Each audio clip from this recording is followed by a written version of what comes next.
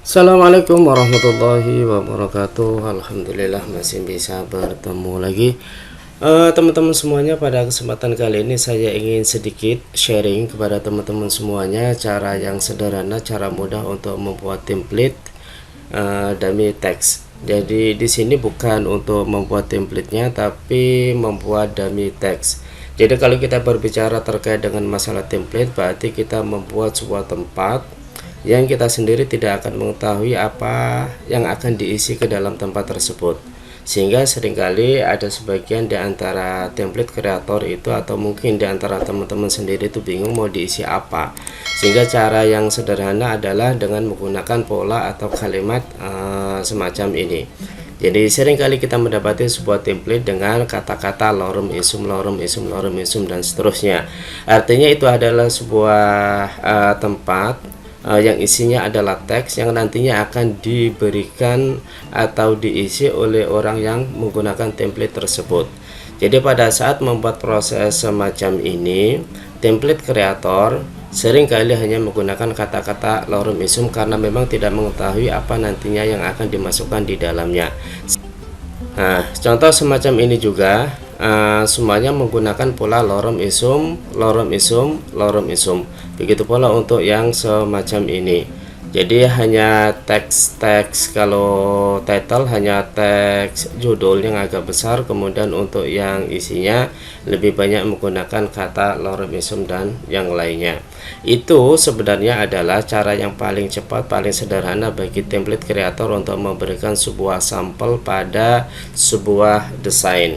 Nah, cara untuk membuat semacam itu dari mana? Oke, kita bisa lihat cara membuat semacam ini. Kalau kita lihat ya, untuk yang ini ada dua teks, ada yang power of supply dan lorem issum. Ini ada dua tag, ini kita buka terlebih dahulu di format, kemudian di grup, mana grup, di format, kemudian di grup dan di ungroup. Nah, ini kan sudah ada dua nih, ada dua bagian. Lah, untuk membuat lorem issum ini biasanya menggunakan tanda sama dengan, kemudian ditulis lorem.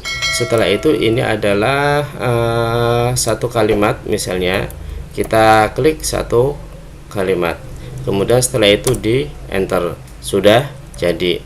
Jadi itu kan lebih cepat, lebih sederhana. Contoh lagi misalnya di daerah sini, ini kita bongkar dulu menjadi dua. Jadi kan L, kita mesti diawali dengan sama dengan, kemudian ditulis lorem, kemudian kalau yang ini adalah maknanya adalah paragraf, kemudian kalau ini maknanya adalah kalimat. Dan sementara rata-rata kan hanya pada satu paragraf dan satu kalimat atau dua kalimat. Oke. Nah, kalau satu dua kalimat itu kan ditandai dengan adanya tanda titik dan yang lainnya. Cara yang lain selain menggunakan pola lorem issum adalah menggunakan pola random tag.